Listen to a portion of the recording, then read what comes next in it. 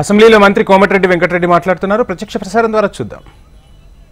వచ్చే మార్చి నాటికి భూసేకరణ చేసి రీజనల్ రింగ్ రోడ్ కూడా ఆర్ఎండ్బి శాఖ ద్వారా నిర్మించబోతున్నాం. హరీష్ రావు గారికి చెప్తున్నా, ప్రశాంత్ రెడ్డి చెప్తున్నా, మీరు చెయ్యలే ఒక్క పని చేయకుండా మీరు వాస్తవాలు చెప్తే భయపడతారు. వాస్తవాలు చెప్తే భయపడతారు. చెప్తున్నా వారు చేయలేని విషయాలన్నీ కూడా సార్.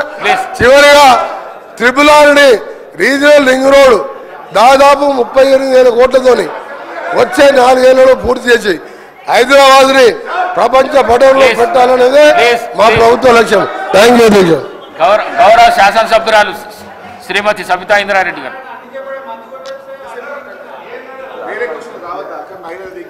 అధ్యక్ష ధన్యవాదాలు మైక్ ఇచ్చినందుకు. అధ్యక్ష లాస్ట్ అసెంబ్లీలో అసలు నాకు మైక్ ఇవ్వనన్నారు. అసలు మొత్తం 4 సంవత్సరాలు ఇవ్వరేమనుకున్నాను. ఇచ్చినందుకు ధన్యవాదాలు అధ్యక్ష.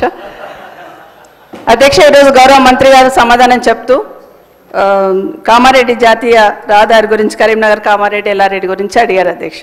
కానీ దాని తర్వాత ఇక అన్ని గౌరవ మంత్రి వారు అన్ని వివరించి చెప్పారు.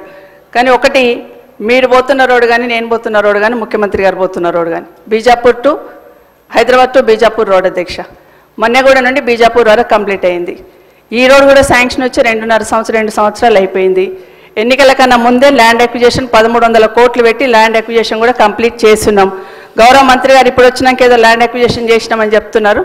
అది కరెక్ట్ కాదనేది మీ ద్వారా గౌరవ మంత్రి గారికి చెప్తున్నాను. వాళ్ళ అధికారులు తప్పుడు సంకేతాలు ఇచ్చి తప్పుడు సమాచారం ఇచ్చి ఉంటారు అధ్యక్ష. 1300 కోట్లు పెట్టి అప్పుడే ల్యాండ్ అక్విజిషన్ చేస్తున్నాం.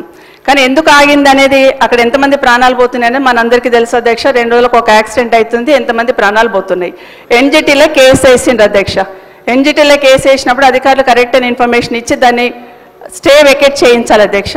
మొన్న 13th రోజు ఎన్జిటీలో కేసు ఉండింది. ఆ స్టే వెకేట్ అయ్యిందా, నిజంగా రోడ్డు మీరు స్టార్ట్ చేస్తున్నారా, వర్క్ స్టార్ట్ అయిందా, ఆ క్లారిఫికేషన్ కావాలి అధ్యక్ష. ఎందుకంటే ఊరికే చెప్పడం కాదు అధ్యక్ష. 13th రోజు కేసు ఉండింది, అది వెకేట్ చేశారా, వెకేట్ చేస్తే ఎప్పటి నుండి స్టార్ట్ చేస్తున్నారు, వెకేట్ అయ్యిందా అనేది మీరు చెప్పండి అధ్యక్ష.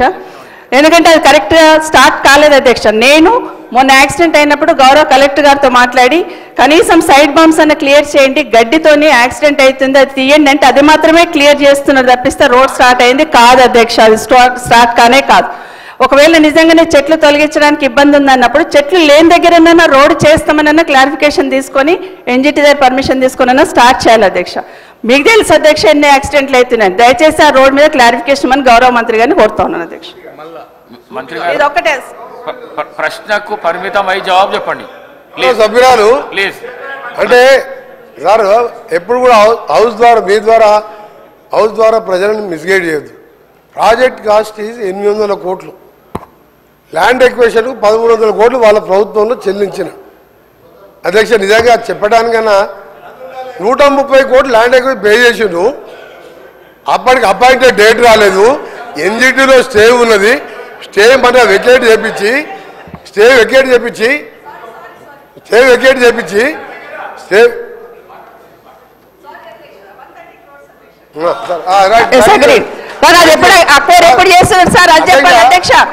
అధ్యక్ష మీ ద్వారా ఒకటి అడుగుతున్నా. బిఫోర్ ఎలక్షన్స్ ల్యాండ్ అక్విజిషన్ చేసినాం కదా అధ్యక్ష, అది నేను క్లారిఫికేషన్ అడుగుతున్నాను. అప్పటి నుండి జరుగుతుంది కదా, ఎన్జిటీలో కేసు ఏమైందని సూటిగా అడుగుతున్నాను అధ్యక్ష. 840 కోట్లే శాంక్షన్ రోడ్కి, 130 కోట్లు ల్యాండ్ అక్విజిషన్ చేసుకున్నాము, అది కరెక్ట్ అధ్యక్ష, అయిపోయింది కంప్లీట్. కానీ ఎప్పటి నుండి ఎప్పుడు వెకేట్ అవుతుంది ఎన్జిటీలో మాత్రమే అడుగుతున్నాను అధ్యక్ష. ఎన్జిటీలో క్లియర్ అయింది. 28/11 రోజు అపాయింటెడ్ డేట్ ఇచ్చిండ్రు. 29th రోజు ఈ 29 మన నవంబర్ మొబైలైజేషన్ వర్క్ స్టార్ట్ అయింది. వారు అదే జిల్లా వారు ఇప్పుడు పోయి చూసుకోవచ్చు వర్క్ నడుస్తుందా లేదా. మీరు ఎప్పుడు కూడా వాస్తవాలు ఒప్పుకోవాలి. గట్కేసర్ ఫ్లైఓవర్ 7 ఏళ్ళు అయింది. మీ సంగతి చెప్పాలంటే ఒక రోజంతా పడుతుంది అధ్యక్ష, ఒక రోజంతా పడుతుంది.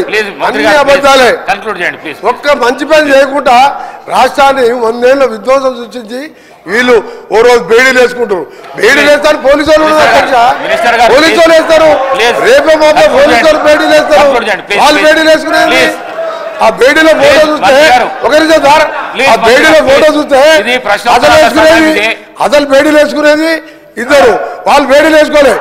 అమాయకులకు మినిస్టర్ గారు వేడి లేదానికి రేపు పాప పోలీసు వాళ్ళు వస్తారు, వేడి వేసుకొని తీసుకుపోతారు. Please please.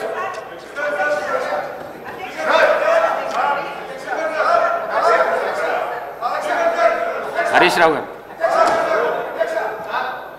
దయచేసి మీ ద్వారా అఫ్ కోర్స్ మీరు కూడా 2 సార్లు నేమ్ చేసిండ్రు. ఒక మంత్రిని స్పీకర్ గారు నేమ్ చేసే పరిస్థితి వచ్చిందంటేనే ఆ మంత్రి అవమానంగా ఫీల్ కావాలి. ఎందుకంటే ఎలియే మినిస్టర్ పోయి పక్కన కూర్చొని అంగిబట్టి గుంజినా కూర్చుంటలేడు ఆయన పరిస్థితి అది. అయితే విషయం ఏంటంటే ఆయన ఇందాక ఎలియే మినిస్టర్ గారు డైరెక్ట్ గా ఎవరి మీద ఆరోపణలు చేయొద్దని రూల్ బుక్ తెచ్చి చూపించాడు. ఇప్పుడు మంత్రి గారు లేచి కాళేశ్వరం కమిషన్ హరీష్ రావు అని చెప్పి మరి నా మీద ఆరోపణలు చేసిండు కదా.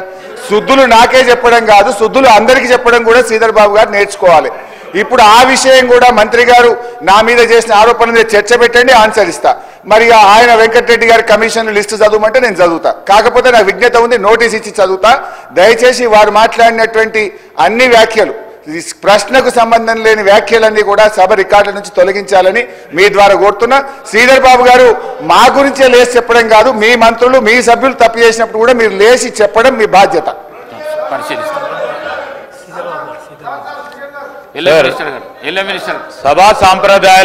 సభా సాంప్రదాయాలకు సంబంధించి రూల్స్ ప్రొసీజర్కి సంబంధించిన అంశం విషయంలో మేము వారికి కూడా తెలియజేస్తామని అధ్యక్ష, ఎవరైనా రూల్స్కి కానీ ప్రొసీజర్స్ కానీ కన్వెన్షన్స్ కానీ విరుద్ధంగా పోతే తప్పకుండా మీరు వారిపైన చర్య తీసుకునే అధికారం ఉంది. ఎవరు అయినా కూడా అస్పర్షన్ చేసినా తప్పకుండా రికార్డులను తొలగించండి అధ్యక్ష. మేము కూడా ఖచ్చితంగా కూడా దానిపైన నిలబడతాం. ఎందుకంటే సభా సాంప్రదాయాలను పాటించాలి, డెమోక్రటిక్ స్పిరిట్తోనే ముందుకెళ్తామని నేను గౌరవ సభ్యులు హరీష్ రావు గారికి కూడా తెలియజేస్తాను.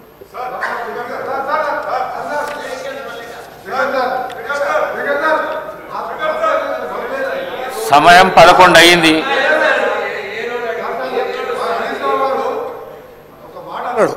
దానికి ఒక్కటే సమాధానం చెప్ప ఆయన ప్రతిపక్ష నాయకుడు మాట్లాడేవాళ్ళని ఈ పిల్లలతో ఏం మాట్లాడతాం సార్? ఈ పిల్లలతో ఏమో మాట్లాడు సార్? నేను ఒకటి సార్ ఆయన ఒక మాట అన్నాడు, కాళేశ్వరం కమిషన్ హరీష్ రావు అని ఒప్పుకుంటున్నా. నేను ఎక్కడన్నా కమిషన్ ₹1 తీసుకున్నట్టు నువ్వు బినామీ నారాయణ స్కూల్ కొన్నావా, కాళేశ్వరం కొన్నావా, కమిషన్ తిన్నావా ప్రూవ్ చేస్తున్నావు. నా మీద ₹1 నా రాజకీయ జీవితంలో రెడీ కాదు.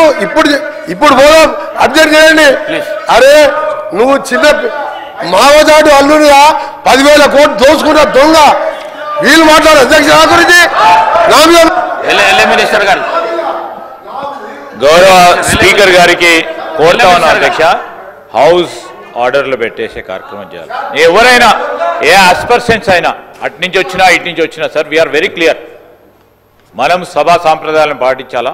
డెఫినెట్లీ ఎవరిపైన ఎవరు ఆరోపణలు చేసినా దానికి సంబంధించి మీరు రూల్స్ ప్రకారం ఏ విధంగా మీరు చర్య తీసుకోవాలనో, ఏ విధమైన స్టెప్స్ తీసుకోవాలనో తప్పకుండా చేయండి అధ్యక్ష. We are very clear, we are very open. నేను ఈరోజు సూక్తులు చెప్పడానికి కాదు, చెప్పాను సార్, అది కూడా ఏదైనా తప్పుడే చెప్తామని చెప్తున్నాను కదా. ఈరోజు నేను హరీష్ రావు గారికి కూడా చెప్తా ఉన్నాము, వారు చేసినా మీరు చేసినా ఎవరు చేసినా which is against the principles of legislature should be, ఆ స్టేట్మెంట్స్ కానీ అవి కానీ డెఫినెట్లీ డెఫినెట్లీ సార్. నేను కాదంటే నేను చెప్తా ఉన్నాను కదా. We are not. సమయం 11 అవుతున్నది. ప్రశ్నోత్తరాలలో రెండే క్వశ్చన్స్ అయినాయి. ప్రశ్నకు పరిమితమై ప్రశ్న అడిగితే జవాబుకు పరిమితమై చెప్తేనేమో 10 ప్రశ్నలకు సభ్యులకు న్యాయం చేసినట్లు అవుతుంది. ఈ విధంగా అయితే చేయలేము మేము. దయచేసి కోమటిరెడ్డి వెంకటరెడ్డి గారు మాట్లాడిన